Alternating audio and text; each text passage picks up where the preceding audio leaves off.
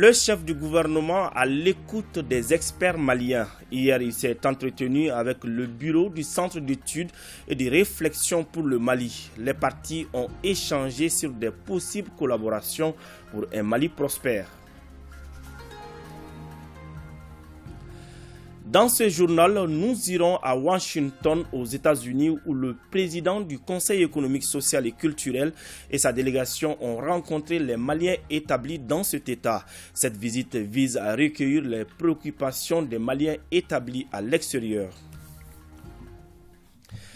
Mesdames, Messieurs, bonjour et bienvenue sur ORTM 1. Partons directement à la primature. Le Premier ministre Dr Choguel Kokala Maïga a reçu hier le bureau du Centre d'études et de réflexion pour le Mali CRM.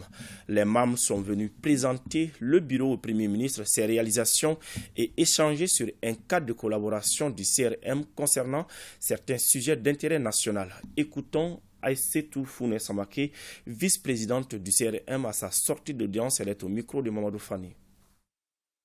Le CERM a été créé en 2015, en un moment où véritablement le pays en avait besoin. On était dans des situations de crise et on voyait que c'était seulement des chercheurs et des experts de l'étranger qui se prononçaient sur les problèmes du Mali. Donc nous nous sommes dit, entre scientifiques, experts de tous bords, de la société civile, des partis politiques, des experts tout court, comment nous saisir des problèmes et de la crise que nous traversons pour proposer des solutions à l'exécutif. Et aussi pour dire, l'exécutif et le savoir, les producteurs de savoir doivent marcher ensemble. Comme le Premier ministre l'a dit, la réflexion précède l'action. Nous avons à notre actif aujourd'hui beaucoup d'études, beaucoup de débats, beaucoup de recherches. Et nous souhaitons véritablement que à la fois l'exécutif, les partis politiques et d'autres acteurs qui ont à cœur de porter le Mali puissent véritablement exploiter ces résultats et être capables de prendre des décisions assez solides. C'est la première fois que nous sommes reçus à la primature et nous allons naturellement travailler avec les membres du cabinet du Premier ministre, faire connaître les résultats de nos recherches et en fonction des attentes de la primature, nous allons mettre en place ce cadre de collaboration pour que les connaissances, les savoirs produits puissent être utilisés dans les prises de décision. Direction les États-Unis, le président du Conseil économique, social et culturel et sa délégation recueillent les préoccupations des Maliens de l'extérieur pour le compte de l'année 2022. La délégation vient de rencontrer les compatriotes établis à Washington et alentour. Le reportage est signé Aïssata Ibrahim Maïga avec la voix d'Idrissa Kouni. Une délégation du Conseil économique, social et culturel conduite par son président Yacouba Katilé est en mission aux États-Unis. C'est la première rencontre avec la diaspora malienne depuis la création de l'institution. Cette mission dite constitutionnelle va recueillir les préoccupations des Maliens, d'où cette rencontre avec la communauté malienne de Washington, Maryland, Virginia, Delaware et Baltimore. On était vraiment contents que toute une délégation se déplace pour venir s'enquérir des préoccupations des Maliens de l'extérieur. Parce que souvent, nous pensons que nous sommes les grands oubliés et que de temps en temps, il faut qu'on fascine nos autorités pour qu'ils se rappellent que nous aussi, on est des enfants du pays. L'exercice apprécié par nos compatriotes a non seulement permis de recueillir leurs préoccupations, mais aussi de se familiariser avec le Conseil économique, social et culturel.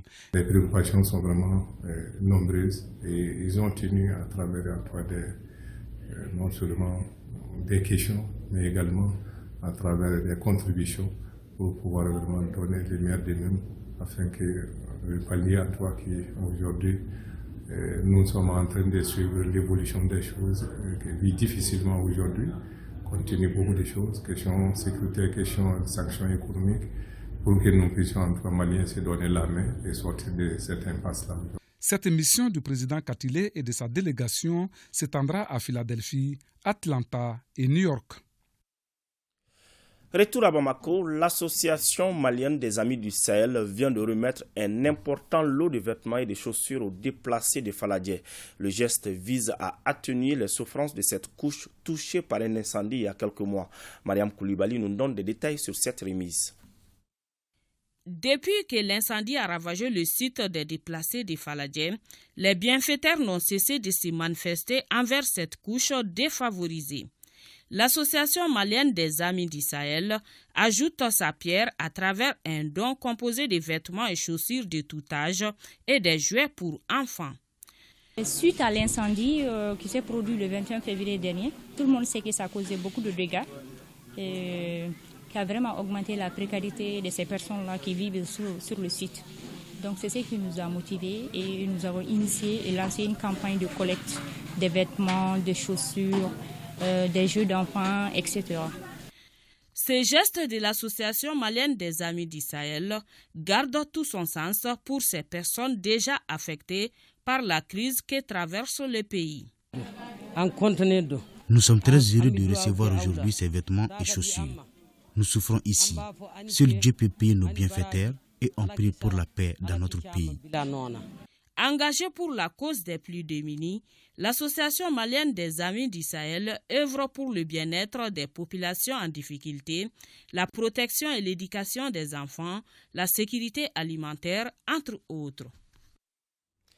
Un mot de sport dans ce journal. La succession de Mohamed Magasuba au poste de sélectionneur des Aigles du Mali est désormais ouverte. La Fédération malienne de football a lancé hier l'appel à candidature pour un nouvel entraîneur. Le profil et les missions pour le futur sélectionneur des Aigles sont définis dans cet élément signé Arju Matina.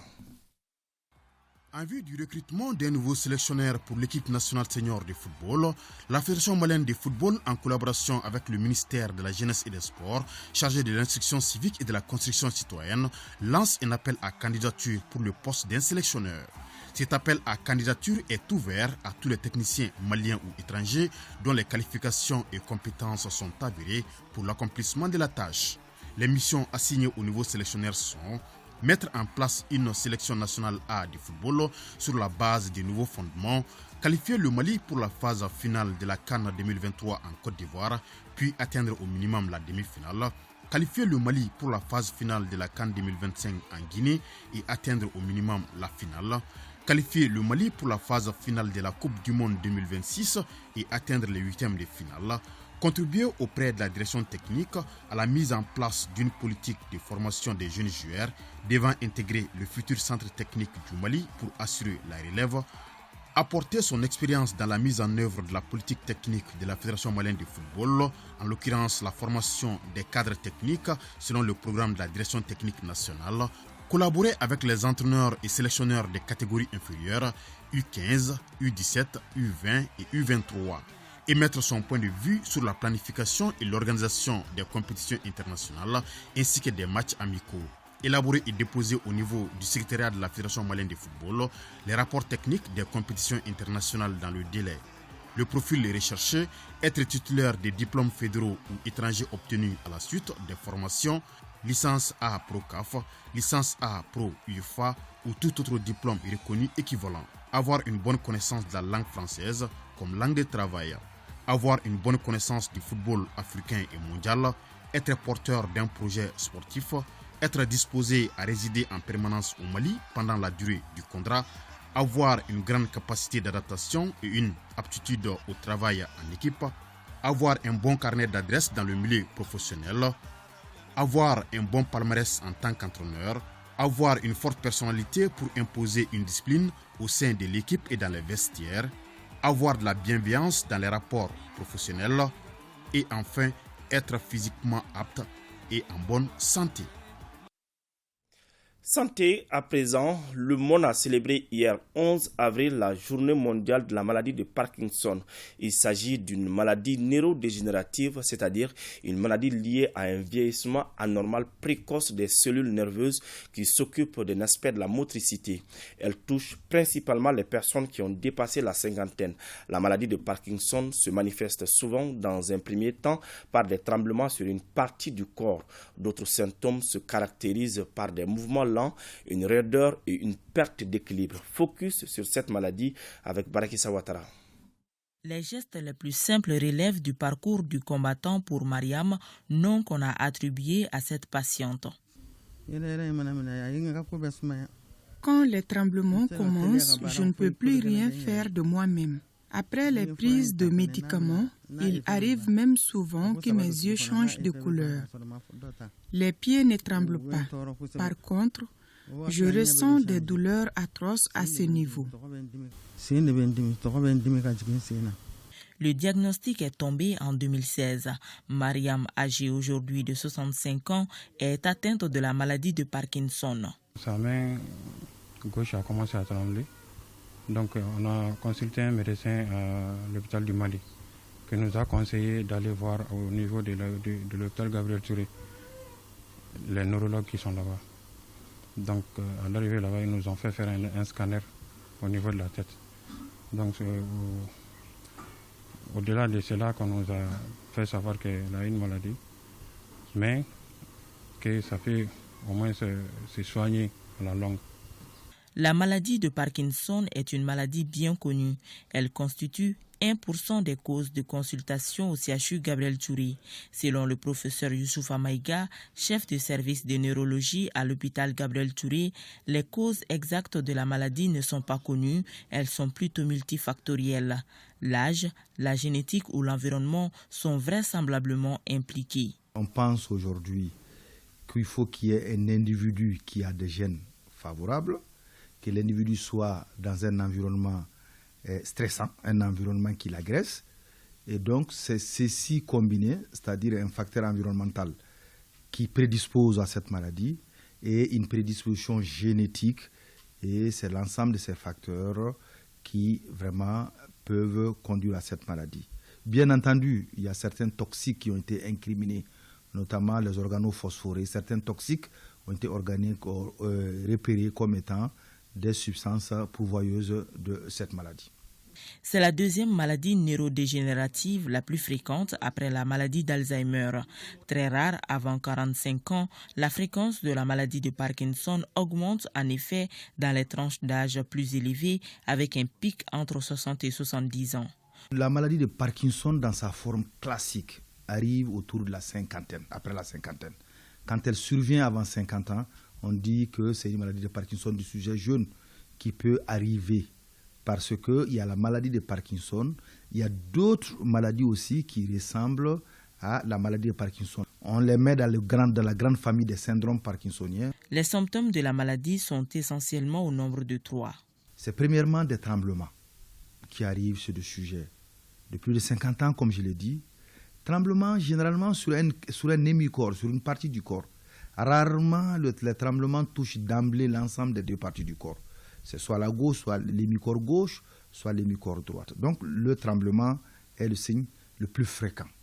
Après le tremblement, nous avons ce que nous appelons dans notre jargon la kinésie. La kinésie, c'est que c'est des gens qui vont avoir des mouvements lents.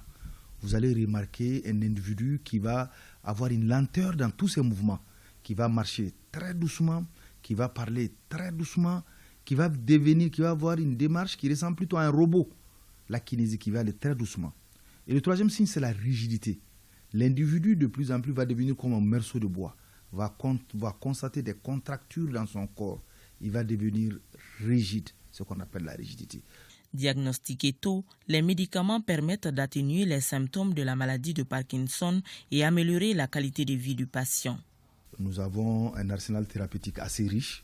Nous avons des molécules diagnostiquées tôt qui permettent de ralentir et d'améliorer la qualité de vie du patient. C'est-à-dire qui permettent de faire diminuer les tremblements, qui permettent d'aider le patient à avoir plus de mouvements. La kinésithérapie peut aider le patient. Et certains parkinsoniens peuvent même être opérés.